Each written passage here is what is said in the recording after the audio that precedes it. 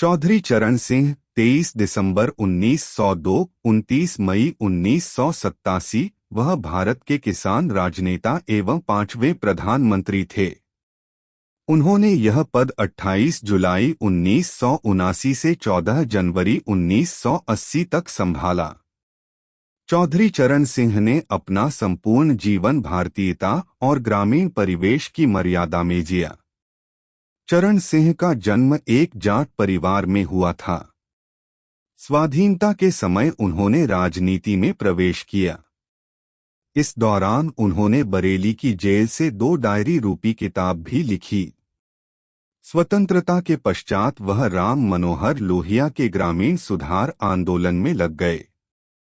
बाबूगढ़ छावनी के निकट नूरपुर गांव, तहसील हापुड़, जनपद गाजियाबाद, कमिश्नरी मेरठ में काली मिट्टी के अनगढ़ और फूस के छप्पर वाली मढ़िया में 23 दिसंबर 1902 को आपका जन्म हुआ। चौधरी चरण सिंह के पिता चौधरी मीर सिंह ने अपने नैतिक मूल्यों को विरासत में चरण सिंह को सौंपा था।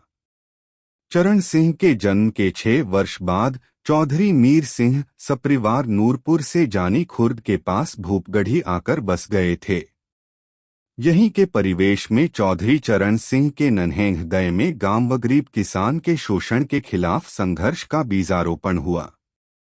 आगरा विश्वविद्यालय से कानून की शिक्षा लेकर 1928 में चौधरी चरण सिंह ने ईमानदारी, साफगोई और कर्तव्यनिष्ठा पूर्वक गाजियाबाद में वकालत प्रारंभ की।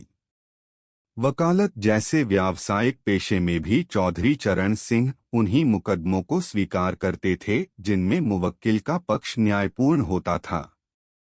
कांग्रेस के लाहौर अधिवेशन 1929 में पूर्ण स्वराज्य उद्घोष से प्रभावित होकर युवा चरण सिंह ने गाजियाबाद में कांग्रेस कमेटी का गठन किया।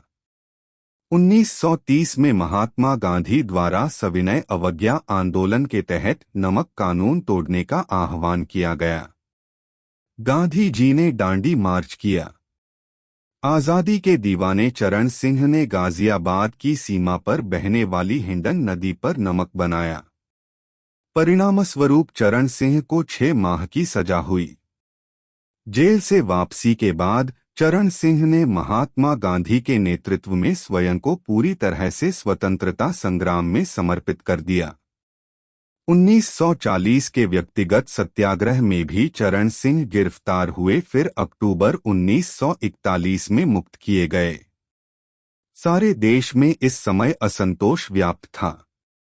महात्मा गांधी ने करो या मरो का आह्वान किया। अंग्रेजों भारत छोड़ो की आवाज सारे भारत में गूंजने लगी।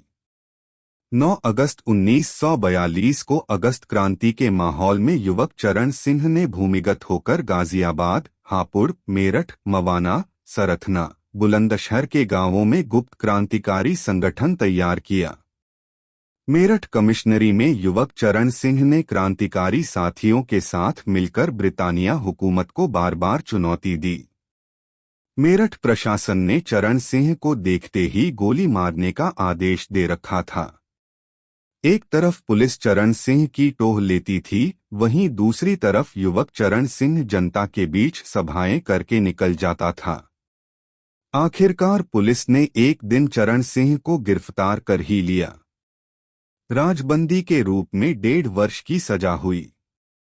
जेल में ही चौधरी चरण सिंह की लिखित पुस्तक शिष्टाचार, भारतीय संस्कृति और समाज के शिष्टाचार के नियमों का एक बहुमूल्य दस्तावेज है। उनकी विरासत कई जगह बंटी। आज जितनी भी जनता दल परिवार की पार्टियां हैं, उड़ीसा में बीजू जनता दल हो या बिहार में राष्ट्रीय जनता दल हो या जनता दल यूनाइटेड ले लीजिए या ओम प्रकाश चौटाला का लोक दल, अजीत सिंह का राष्ट्रीय लोक दल हो या मुलायम सिंह की समाजवादी पार्टी हो, ये सब चरण सिंह की विरासत हैं। कांग्रेस के लाहौर अधिवेशन में पूर्ण स्वराज का प्रस्ताव पारित हुआ था, जिससे प्रभावित होकर युवा चौधरी चरण सिंह राजनीति में सक्रिय हो गए। उन्होंने गाजियाबाद में कांग्रेस कमेटी का गठन किया। 1930 में जब महात्मा गांधी ने सविनय अवज्ञा आंदोलन का आह्वान किया तो उन्होंने हिंडन नदी पर नमक बनाकर उनका साथ दिया। जिसके लिए उन्हें जेल भी जाना पड़ा। वो किसानों के नेता माने जाते रहे हैं।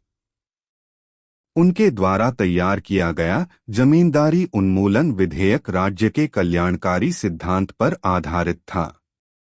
1 जुलाई 1952 को यूपी में उनके बदौलत जमींदारी प्रथा का उन्मूलन हुआ और गरीबों को अधिकार मिला। उन्होंने लेखापाल के पद का सृजन भी किया। किसानों के हित में उन्होंने 1954 में उत्तर प्रदेश भूमि संरक्षण कानून को पारित कराया। वो 3 अप्रैल 1967 को उत्तर प्रदेश के मुख्यमंत्री बने।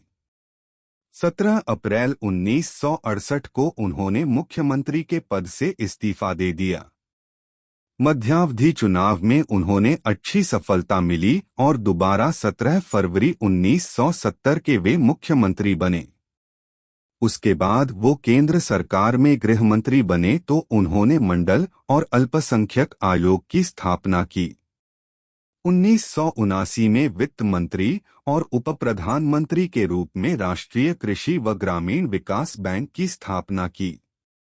28 जुलाई 1979 को चौधरी चरण सिंह समाजवादी पार्टियों तथा कांग्रेस यू के सहयोग से प्रधानमंत्री बने।